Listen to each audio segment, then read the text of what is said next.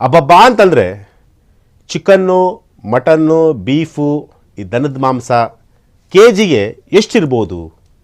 Maximum ಅಂತಂದರೆ ಚಿಕನ್ಗೆ ಒಂದು 200ರಿಂದ 250 ರೂಪಾಯಿ ಇರ್ಬೋದು ಒಂದು ಕೆ ಜಿಗೆ, ಅಪ್ರಾಕ್ಸಿಮೇಟ್ ನಾನು ಹೇಳ್ತಾ ಇದ್ದೀನಿ. ಮಟನ್ನು ಒಂದು 500ರಿಂದ 600 ರೂಪಾಯಿ, ಇಲ್ಲ ಒಂದು 1000 ರೂಪಾಯಿ ಒಳಗಡೆ ಅಂತ ಅನಿಸುತ್ತೆ. ಹಾಗೆ ಬೇರೆ ಬೇರೆ ಮಾಂಸದ ರೇಟ್ ಕೂಡ ಆವ್ರೇಜ್ ಒಂದು 1000 ರೂಪಾಯಿ ಒಳಗಡೆ ಇರುತ್ತೆ. 600ರಿಂದ 700, 800 ಮ್ಯಾಕ್ಸಿಮಮ್ಮು.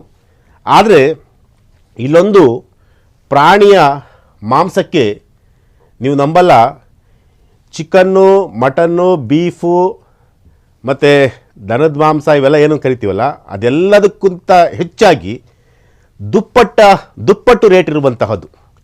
ಹಾಗಾದರೆ ಆ ಪ್ರಾಣಿ ಯಾವುದು? ಆ ಪ್ರಾಣಿಯ ಮಾಂಸದ ಬೆಲೆ ಎಷ್ಟು? ಆ ಪ್ರಾಣಿಯ ಮಾಂಸವನ್ನು ಎಲ್ಲಿ ಜಾಸ್ತಿ ಉಪಯೋಗಿಸ್ತಾರೆ?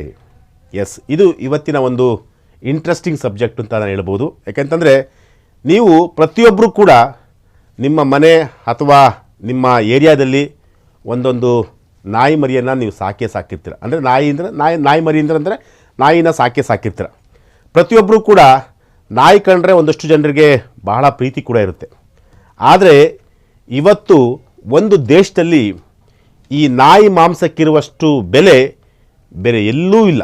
ಅಷ್ಟು ಆ ಮಟ್ಟಿಗೆ ನಾಯಿ ಮಾಂಸಕ್ಕೆ ಒಂದು ಕೆ ಜಿಗೆ ಏನೇ ಇಲ್ಲ ಅಂದರೂ ಕೂಡ ನೀವು ನಂಬಲ್ಲ. ಅದನ್ನು ನಾನು ಮುಂದೆ ಹೇಳ್ತಾ ಹೋಗ್ತೀನಿ ಯಾವ ದೇಶದಲ್ಲಿ ಏನು ಅಂತಂತೇಳಿ, ಎಷ್ಟು ಅಂತಂತೇಳಿ. ಈ ಒಂದು ನಾಯಿ ಮಾಂಸಕ್ಕೆ ಬರೋಬ್ಬರಿ ಏನೇ ಇಲ್ಲ ಅಂದರೂ ಕೂಡ 3000ರಿಂದ 4000 ರೂಪಾಯಿ, ಅಂದರೆ ಒಂದು ಕೆ ಜಿ ಮಾಂಸಕ್ಕೆ ನಾನು ಹೇಳ್ತಾ ಇರೋದು, ಒಂದು ನಾಯಿಗಲ್ಲ ಅಥವಾ ಒಂದು ನಾಯಿ ಮರಿಗಲ್ಲ, ಒಂದು ಕೆ ಜಿ ಮಾಂಸಕ್ಕೆ 3ರಿಂದ 4000 ರೂಪಾಯಿ ಹಣ ಕೂಡ ಇರುವಂತಹದ್ದು, ಅಂದರೆ ಒಂದು ಕೆ ಜಿಗೆ. ಹಾಗಾದರೆ ಯಾವ ದೇಶದಲ್ಲಪ್ಪ ಇಷ್ಟು ದೊಡ್ಡ ಪ್ರಮಾಣದಲ್ಲಿ ಒಂದು ಕೆ ಜಿಗೆ ಅಂದರೆ ನಾಯಿ ಮಾಂಸಕ್ಕೆ ಇಷ್ಟು ರೇಟ್ ಇರುವಂಥದ್ದು ಅಂತಂತೀರಾ? ಎಸ್, ಆ ದೇಶ ಬೇರೆ ಯಾವುದೂ ಅಲ್ಲ, ವಿಯೆಟ್ನಾಂ ಅಂತೇಳಿ. ವಿಯೆಟ್ನಾಂನ ನಾಯಿ ಮಾಂಸಕ್ಕೆ ಅಂದರೆ ವಿಯೆಟ್ನಾಂನ ಮಾರುಕಟ್ಟೆಯಲ್ಲಿ ನಾಯಿ ಮಾಂಸಕ್ಕೆ ಇರುವಷ್ಟು ಬೆಲೆ ಬೇರೆ ಯಾವ ಪ್ರಾಣಿಯ ಮಾಂಸಕ್ಕೂ ಕೂಡ ಇಲ್ಲ. ಹಾಗಾದರೆ ಯಾಕೆ ಇಷ್ಟು ರೇಟು ಇಲ್ಲಿ? ಯಾವ ಕಾರಣಕ್ಕೋಸ್ಕರ ಇಷ್ಟು ನಾಯಿ ಮಾಂಸಕ್ಕೆ ಇಷ್ಟು ರೇಟು ಅಂತಂದರೆ, ವಿಶ್ವದ ಅತಿ ದೊಡ್ಡ ನಾಯಿ ಮಾಂಸದ ಮಾರುಕಟ್ಟೆ ಇರುವಂತಹದ್ದು ವಿಯೆಟ್ನಾಂ ದೇಶದಲ್ಲಿ. ಇಲ್ಲಿ ನಾಯಿ ಮಾಂಸ ಸೇವನೆಯು ಒಂದು ಸಂಪ್ರದಾಯವಂತೆ. ಅಂದರೆ ನಾವು ಹೆಂಗೆ ಚಿಕನ್ನು, ಮಟನ್ನು ಅಥವಾ ಬೀಫು ಈ ರೀತಿಯಾಗಿ ಮಾಂಸವನ್ನು ಸೇವನೆ ಮಾಡ್ತೀವೋ, ಅದೇ ರೀತಿಯಾಗಿ ಈ ಒಂದು ದೇಶದಲ್ಲಿ, ವಿಯೆಟ್ನಾಂ ದೇಶದಲ್ಲಿ ನಾಯಿ ಮಾಂಸವನ್ನು ಸೇವನೆ ಮಾಡುವಂತಹದ್ದು ಕೂಡ ಒಂದು ಸಂಪ್ರದಾಯವಾಗಿ ಬೆಳೆದುಕೊಂಡು ಬಂದಿರುವಂಥಂತೆ. ಅಂದರೆ ವಿಯೆಟ್ನಾಂನಲ್ಲಿ ಪ್ರತಿ ವರ್ಷ ನೀವು ನಂಬಲ್ಲ, ಲಕ್ಷಾಂತರ ನಾಯಿಗಳನ್ನು ಮಾಂಸಕ್ಕಾಗಿ ಮಾರಾಟ ಮಾಡಲಾಗುತ್ತದೆ. ಅಂದರೆ ಪ್ರತಿ ವರ್ಷ ಕೂಡ ಲಕ್ಷ ನಾಯಿಗಳನ್ನು ಬೇರೆ ಬೇರೆ ರಾಜ್ಯಗಳಿಂದ, ಬೇರೆ ಬೇರೆ ದೇಶಗಳಿಂದ ಇಲ್ಲಿಗೆ ತರಿಸ್ಕೊಂಡು ಮಾಂಸವನ್ನು ಮಾರಾಟ ಮಾಡಲಾಗುತ್ತೆ. ಜೊತೆಗೆ ವಿಯೆಟ್ನಾಂನಲ್ಲಿ ಹನೋಯಿ ಅಂತೇಳಿ ಒಂದು ಗ್ರಾಮ ಇದೆ. ಆ ಒಂದು ಗ್ರಾಮದಲ್ಲಿ ಈ ಒಂದು ನಾಯಿ ಮಾಂಸಕ್ಕೆ ಅತಿ ಹೆಚ್ಚು ಬೇಡಿಕೆ ಇರುವಂತಹದ್ದು.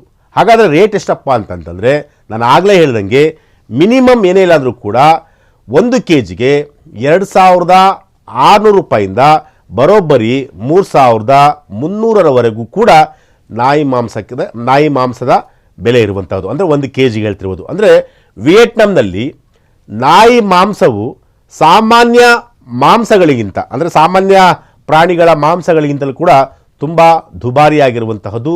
ಅಲ್ಲಿನ ಮಾರುಕಟ್ಟೆಯಲ್ಲಿ ಒಂದು ಕೆ ಜಿ ನಾಯಿ ಮಾಂಸದ ಬೆಲೆ ಭಾರತೀಯ ರೂಪಾಯಿ ಮೌಲ್ಯದಲ್ಲಿ ಸುಮಾರು 3ರಿಂದ 3,500 ರೂಪಾಯಿ ಇರುವಂತಹದ್ದು. ಬೆಲೆ ಹೆಚ್ಚಿದ್ರೂ ಕೂಡ ಅಲ್ಲಿನ ಜನರು ಈ ನಾಯಿ ಮಾಂಸವನ್ನು ಶಕ್ತಿ ನೀಡುವ ಆಹಾರ ಮತ್ತು ಅದೃಷ್ಟ ತರುವ ಆಹಾರ ಎಂದು ಆ ಒಂದು ಭಾಗದ ಜನರು ನಂಬಿರುವಂತಹದ್ದು. ಹಾಗಾಗಿ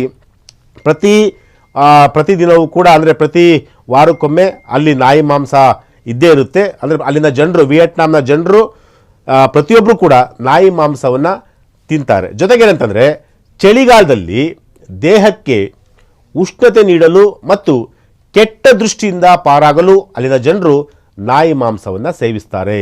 ಎಸ್, ಈ ಒಂದು ವಿಚಾರಕ್ಕೆ ಸಂಬಂಧಪಟ್ಟಂತೆ ಈಗಾಗಲೇ ನಾಯಿ ಮಾಂಸವನ್ನು ಯಾವ ಕಾರಣಕ್ಕೋಸ್ಕರ ಅಲ್ಲಿನ ಜನರು ಸೇವಿಸ್ತಾರೆ ಅನ್ನೋದು ನೋಡೋದಾದ್ರೆ, ಚಳಿಗಾಲದಲ್ಲಿ ದೇಹಕ್ಕೆ ಜಾಸ್ತಿ ಉಷ್ಣತೆ ಇರುವಂತಹದ್ದು, ಅದನ್ನು ತಡೆಗಟ್ಟಲಿಕ್ಕೆ, ಜೊತೆಗೆ ಕೆಟ್ಟ ದೃಷ್ಟಿಯಿಂದ ಪಾರಾಗಲು, ಅಂದರೆ ಬೇರೆಯವರು ಕೆಟ್ಟ ದೃಷ್ಟಿಯನ್ನು ಹಾಕ್ತಾರಲ್ಲ, ಸೊ ಹಾಗಾಗಿ ಅದರಿಂದ ಪಾರಾಗಲು ಅಲ್ಲಿನ ಜನರು ಅತಿ ಹೆಚ್ಚು ನಾಯಿ ಮಾಂಸವನ್ನು ಸೇವನೆಯನ್ನು ಮಾಡ್ತಾರಂತೆ. ಜೊತೆಗೆ ಈ ಒಂದು ನಾಯಿಗಳನ್ನು ಮಾರಾಟ ಮಾಡುವಂತಹದ್ದು ಅಥವಾ ನಾಯಿಗಳನ್ನು ಒಂದು ದೇಶದಿಂದ ಮತ್ತೊಂದು ದೇಶಕ್ಕೆ ರಫ್ತು ಮಾಡುವಂತಹ ವಿಚಾರಕ್ಕೆ ಸಂಬಂಧಪಟ್ಟಂತೆ ಈಗಾಗಲೇ ಪ್ರಾಣಿದಯಾ ಸಂಘಟನೆಗಳು ಕೂಡ ಸಾಕಷ್ಟು ವಿರೋಧವನ್ನು ಕೂಡ ವ್ಯಕ್ತಪಡಿಸಿರುವಂತಹದ್ದು.